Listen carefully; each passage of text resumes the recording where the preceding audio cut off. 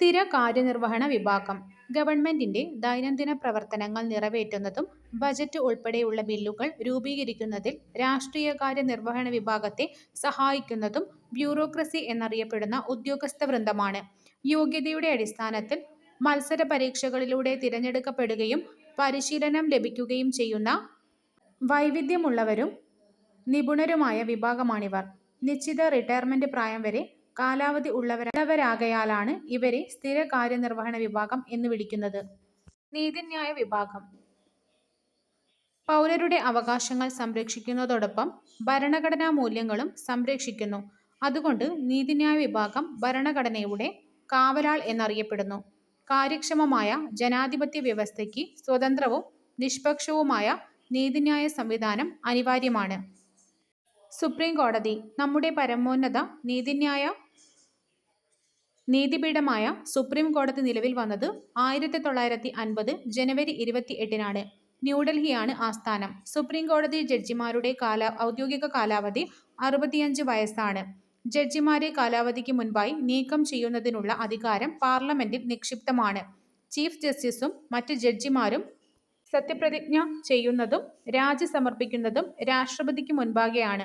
വിവിധ തരത്തിലുള്ള നിയമതർക്കങ്ങൾക്ക് പരിഹാരം നൽകുന്നതോടൊപ്പം സുപ്രീം കോടതി ജനങ്ങളുടെ പരമോന്നത വ്യാഖ്യാതാവായും മൗലികാവകാശങ്ങളുടെ സംരക്ഷകരായും നിലകൊള്ളുന്നു. സുപ്രീം കോടതിയുടെ അധികാരങ്ങൾ. ഉത്ഭവാധികാരം. സുപ്രീം കോടതിക്ക് മാത്രം പരിഹരിക്കാൻ കഴിയുന്ന ചില വിഷയങ്ങളാണ് ഉത്ഭവാധികാരങ്ങളുടെ പരിധിയിൽ വരുന്നത്. ഉദാഹരണം: കേന്ദ്ര സംസ്ഥാന തർക്കങ്ങൾ. അപ്പീൽ പരിഗണിക്കുവാനുള്ള അധികാരം. സുപ്രീം കോടതി ഏറ്റവും ഉയർന്ന അപ്പീൽ കോടതിയാണ്. അതുകൊണ്ടുതന്നെ രാജ്യത്തെ ഏതൊരു കീഴ്ക്കോടതിയുടെയും വിധിയിന്മേൽ വരുന്ന അപ്പീലുകൾ സ്വീകരിക്കുവാനുള്ള അധികാരം സുപ്രീം കോടതിക്കുണ്ട്. ഉപദേശക അധികാരം. രാഷ്ട്രപതി ആവശ്യപ്പെടുന്ന ഏതൊരു വിഷയത്തെ സംബന്ധിച്ചും നിയമോപദേശം നൽകുവാൻ സുപ്രീം കോടതിക്ക് ഭരണഘടനാപരമായ ബാധ്യതയുണ്ട്. റിട്ട് അധികാരം. മൗലികാവകാശങ്ങൾ ലംഘിക്കപ്പെടുമ്പോൾ അവയുടെ സംരക്ഷണാർത്ഥം റിട്ടുകളുടെ രൂപത്തിൽ പ്രത്യേക ഉത്തരവുകൾ പുറപ്പെടുവിപ്പിക്കാൻ സുപ്രീം കോടതിക്ക് അധികാരമുണ്ട്. തിരഞ്ഞെടുപ്പ് കമ്മീഷന്റെ ആസ്ഥാനം ന്യൂഡൽഹി. ജനാധിപത്യ ഭരണക്രമത്തിൽ തിരഞ്ഞെടുപ്പുകൾ നിർണായക പങ്കുണ്ട്. ജനാധിപത്യ ഭരണ സംവിധാനത്തിൽ ജനപ്രതിനിധികളും ഭരണാധികാരികളും അധികാരത്തിലെത്തുന്നത് തിരഞ്ഞെടുപ്പുകളിലൂടെയാണ്. അതുകൊണ്ടുതന്നെ നീതിപൂർവവും നിഷ്പക്ഷവുമായ തിരഞ്ഞെടുപ്പ് ഉറപ്പുവരുത്തുന്നതിന് സ്വതന്ത്രവും ആധികാരികവുമായ ഒരു സംവിധാനം അനിവാര്യമാണ്. ഇന്ത്യയിൽ ഈ ഉത്തരവാദിത്വം നിർവഹിക്കുന്ന ഭരണഘടനാ സ്ഥാപനമാണ് തിരഞ്ഞെടുപ്പ് കമ്മീഷൻ.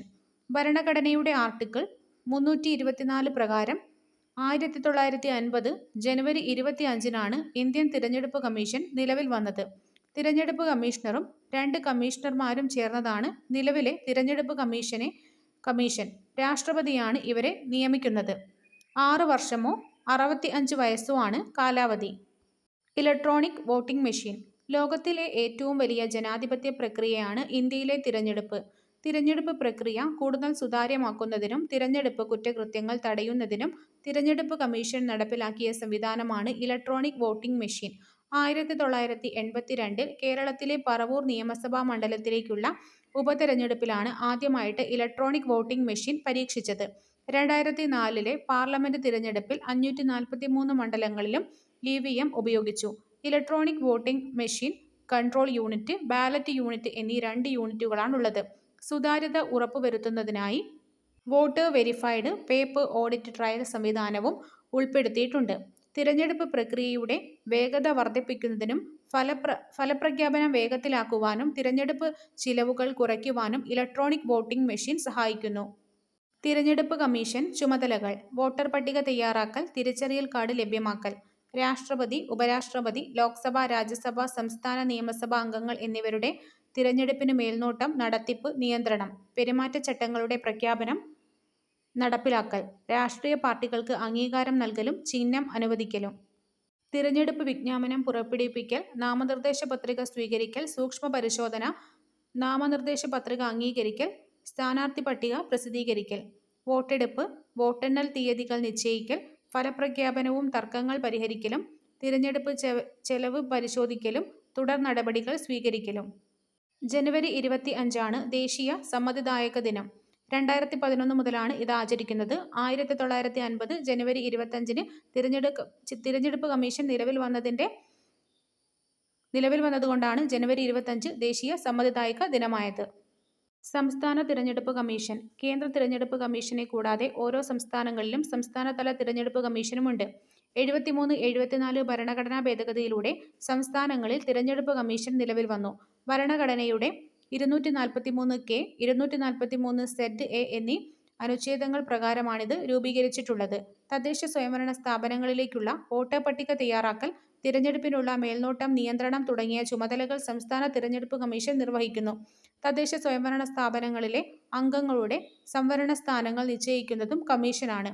കേരള സംസ്ഥാന തിരഞ്ഞെടുപ്പ് കമ്മീഷൻ നിലവിൽ വന്നത് 1993 ഡിസംബർ 3-നാണ്. ജനപ്രാതിനിധ്യ നിയമം 1950. പാർലമെന്റിന്റെയും സംസ്ഥാന നിയമസഭകളുടെയും തിരഞ്ഞെടുപ്പുകളിലേക്കുള്ള നിയോജക മണ്ഡലങ്ങൾ നിശ്ചയിക്കുന്നതിനും അവയുടെ അതിർത്തി പുനർനിർണയിക്കുന്നതിനും വോട്ടർ പട്ടിക തയ്യാറാക്കുന്നതിനുമുള്ള വ്യവസ്ഥകൾ ക്രോഡീകരിക്കുന്ന നിയമമാണ് 1950-ലെ ജനപ്രാതിനിധ്യ നിയമം. എല്ലാ പാർലമെന്റ് മണ്ഡലങ്ങളും ഏകാംഗ മണ്ഡലങ്ങളാണ് ഈ നിയമം അനുശാസിക്കുന്നു.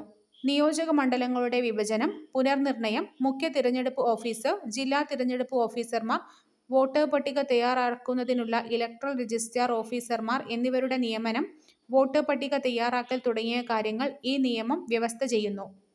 ജനപ്രാതിനിധ്യ നിയമം 1951. ഇന്ത്യൻ പാർലമെന്റിലേക്കും സംസ്ഥാന നിയമസഭകളിലേക്കും തിരഞ്ഞെടുപ്പ് നടത്തുന്നതിനും തിരഞ്ഞെടുക്കപ്പെട്ടവരുടെ യോഗ്യതയും അയോഗ്യതയും നിർണയിക്കുന്നതിനും തിരഞ്ഞെടുപ്പ് തർക്കങ്ങൾക്കുള്ള പരിഹാരങ്ങൾ വ്യവസ്ഥ ചെയ്യുന്നതിനുമുള്ള നിയമമാണ് 1951-ലെ ജനപ്രാതിനിധ്യ നിയമം.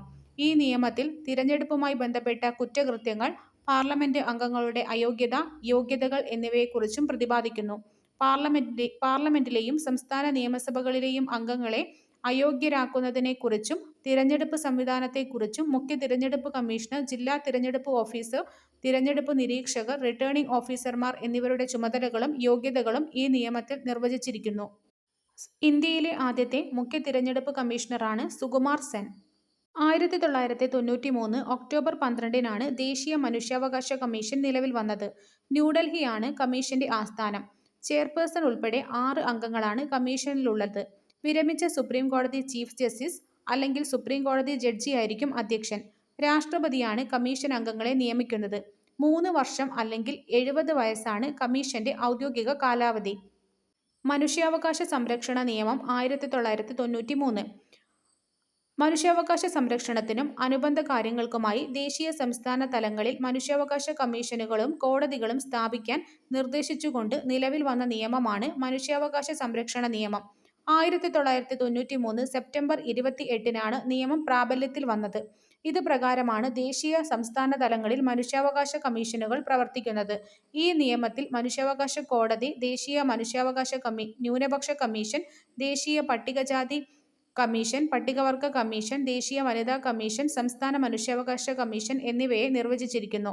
ദേശീയ മനുഷ്യാവകാശ കമ്മീഷന്റെ രൂപീകരണം, ചെയർപേഴ്സൺ ഉൾപ്പെടെയുള്ള അംഗങ്ങളുടെ നിയമനങ്ങൾ, നീക്കം ചെയ്യൽ, കാലാവധി, കമ്മീഷന്റെ പ്രവർത്തനങ്ങൾ, അധികാരങ്ങൾ തുടങ്ങിയവ ഈ നിയമത്തിൽ പ്രതിപാദിക്കുന്നു. സംസ്ഥാന മനുഷ്യാവകാശ കമ്മീഷൻ. ദേശീയ മനുഷ്യാവകാശ കമ്മീഷന് സമാനമായി സംസ്ഥാനങ്ങളിലും മനുഷ്യാവകാശ കമ്മീഷനുകൾ നിലവിലുണ്ട്. 1998 ഡിസംബർ 11-നാണ് കേരള സംസ്ഥാന മനുഷ്യാവകാശ കമ്മീഷൻ നിലവിൽ വന്നത്. ചെയർപേഴ്സൺ ഉൾപ്പെടെ 3 അംഗങ്ങളാണ് കമ്മീഷനിലുള്ളത്. വിരമിച്ച ഹൈക്കോടതി ചീഫ് ജസ്റ്റിസ് അല്ലെങ്കിൽ ഹൈക്കോടതി ജഡ്ജിയായിരിക്കും മനുഷ്യാവകാശ കമ്മീഷന്റെ അധ്യക്ഷൻ. ഗവർണറാണ് കമ്മീഷൻ അംഗങ്ങളെ നിയമിക്കുന്നത്. 1992 ജനുവരി 31-നാണ് ദേശീയ വനിതാ കമ്മീഷൻ സ്ഥാപിതമായത്. ചെയർപേഴ്സണും 5 അംഗങ്ങളും 1 മെമ്പർ സെക്രട്ടറിയും ഉൾപ്പെടുന്നതാണ് കമ്മീഷൻ. ഈ അംഗങ്ങളെ നിയമിക്കുന്നത് കേന്ദ്ര സർക്കാർ ആണ്. 3 വർഷമാണ് അംഗങ്ങളുടെ ഔദ്യോഗിക കാലാവധി. സ്ത്രീകളുടെ സുരക്ഷയ്ക്കും തുല്യതയ്ക്കും അവകാശ സംരക്ഷണത്തിനുമായി വിപുലമായ അധികാരങ്ങളും ചുമതലകളുമാണ് ദേശീയ വനിതാ കമ്മീഷനുള്ളത്. സ്ത്രീധന നിരോധന നിയമം 1961. സ്ത്രീധനമെന്ന ദുരാചാരം സമൂഹത്തിൽ നിന്ന് തുടച്ചു നീക്കുന്നതിനും സ്ത്രീധനത്തിന്റെ പേരിലുള്ള അതിക്രമങ്ങൾ തടയുന്നതിനും വേണ്ടി 1961 പാർലമെന്റ് പാസാക്കിയ നിയമമാണ് സ്ത്രീധന നിരോധന നിയമം. ഗാർഹിക പീഡന നിരോധന നിയമം 2005. നമ്മുടെ രാജ്യത്ത് 2006 ഒക്ടോബർ 26-നാണ് ഗാർഹിക പീഡന നിരോധന നിയമം പ്രാബല്യത്തിൽ വന്നത്. ജീവിത പങ്കാളിയിൽ നിന്നോ ബന്ധുക്കളിൽ നിന്നോ സ്ത്രീകൾക്ക് നേരിടേണ്ടി വരുന്ന പീഡനങ്ങളിൽ നിന്ന് സംരക്ഷണം നൽകുന്നതാണ് ഈ നിയമം. 1996 മാർച്ച് 14-നാണ് കേരള സംസ്ഥാന വനിതാ കമ്മീഷൻ നിലവിൽ വരുന്നത്. തിരുവനന്തപുരമാണ് ആസ്ഥാനം. കമ്മീഷന്റെ ആദ്യത്തെ ചെയർപേഴ്സണാണ് കവയിത്രി സുഗതകുമാരി. ചെയർപേഴ്സണെ കൂടാതെ 4 അംഗങ്ങൾ ചേർന്നതാണ് സംസ്ഥാന വനിതാ കമ്മീഷൻ. 5 വർഷത്തേക്കാണ് അംഗങ്ങളുടെ ഔദ്യോഗിക കാലാവധി. ദേശീയ പട്ടികജാതി പട്ടികവർഗ കമ്മീഷനുകൾ സാംസ്കാരിക വൈവിധ്യങ്ങളും സവിശേഷതകളും സംരക്ഷിക്കുന്നതാണ് പ്രധാന ലക്ഷ്യം. 2004-ലാണ് 2 കമ്മീഷനുകളും നിലവിൽ വന്നത്. ചെയർപേഴ്സണും വൈസ് ചെയർപേഴ്സണും മറ്റ് 3 അംഗങ്ങളും ഉൾപ്പെട്ടതാണ് കമ്മീഷൻ. ചെയർപേഴ്സണും വൈസ് ചെയർപേഴ്സണും മറ്റ് 3 അംഗങ്ങളും. രാഷ്ട്രപതിയാണ് കമ്മീഷൻ അംഗങ്ങളെ നിയമിക്കുന്നത്. 3 വർഷമാണ് കാലാവധി. ട്രാൻസ്ജെൻഡർ വ്യക്തി എന്നാൽ ജനന സമയത്ത് ആ വ്യക്തിക്ക് നൽകിയിട്ടുള്ള ലിംഗപദവിയുമായി പൊരുത്തപ്പെടാത്ത വ്യക്തി എന്നാണ് അർത്ഥം. ഇതിൽ ട്രാൻസ് പുരുഷനും ട്രാൻസ് സ്ത്രീയും ഉൾപ്പെടുന്നു. ട്രാൻസ്ജെൻഡേഴ്സിനുള്ള act 2019 clause K of section 2. 1987-ലെ സതീ നിരോധനത്തിലൂടെയാണ് ഇന്ത്യൻ പാർലമെന്റിൽ സതി നിരോധിച്ചത്. സ്വമേധയാലോ നിർബന്ധപൂർവമോ സതി ആചരിക്കുന്നതും സതി സമ്പ്രദായത്തെ അനുകൂലിച്ച് പ്രസ്താവന നടത്തുന്നതും ഈ നിയമം നിരോധിക്കുന്നു. ഭരണഘടനയുടെ അനുച്ഛേദം 17-ലൂടെ 1975-ലെ പൗരാവകാശ സംരക്ഷണ നിയമത്തിലൂടെയാണ് ഇന്ത്യയിൽ തൊട്ടുകൂടായ്മ എന്ന അനാചാരം നിരോധിക്കപ്പെട്ടത്. എല്ലാ അംഗങ്ങളും സന്തോഷവും ക്ഷേമവും ആസ്വദിക്കുന്ന ഒരു സമൂഹത്തെ ന്യായ സമൂഹമെന്ന് പറയാം. ജസ്റ്റിസ് വി.ആർ. കൃഷ്ണയ്യർ. എല്ലാ അംഗങ്ങളും സന്തോഷവും ക്ഷേമവും ആസ്വദിക്കുന്ന ഒരു സമൂഹത്തെ ന്യായ സമൂഹമെന്ന് പറയാം. ജസ്റ്റിസ് വി.ആർ. കൃഷ്ണയ്യർ. ലിംഗപദവിക്കിടയിലെ തുല്യതയ്ക്ക് തടസ്സം നിൽക്കുന്ന ഒരു പ്രധാന കാരണമാണ് ലിംഗപദവി വിവേചനം. ഒരു ലിംഗപദവിയുടെ ആധിപത്യത്തിനു വേണ്ടി മറ്റു ലിംഗപദവികളെ അടിച്ചമർത്തുന്ന പ്രക്രിയയാണ് ലിംഗപദവി വിവേചനം. ഭരണഘടനയിലെ ലിംഗപദവി. ഇന്ത്യൻ ഭരണഘടനയുടെ ആർട്ടിക്കിൾ 14 എല്ലാവരും നിയമത്തിനു മുന്നിൽ തുല്യരാണെന്നാണ്. ഒരു വ്യക്തിയും ലിംഗഭേദത്തിന്റെ അടിസ്ഥാനത്തിൽ വിവേചനം നേരിടരുതെന്ന് അനുച്ഛേദം 15 പ്രസ്താവിക്കുന്നു. ലിംഗഭേദത്തോടൊപ്പം ലിംഗപദവിയും വ്യക്തിയുടെ സാമൂഹിക നിലയുടെ അടിസ്ഥാനമാണെന്ന് 2014-ലെ സുപ്രീം കോടതി പറയുന്നു. NALSA versus union of India വിധിന്യായത്തിലൂടെയാണ് സുപ്രീം കോടതി ഇങ്ങനെ വ്യാഖ്യാനിച്ചത്.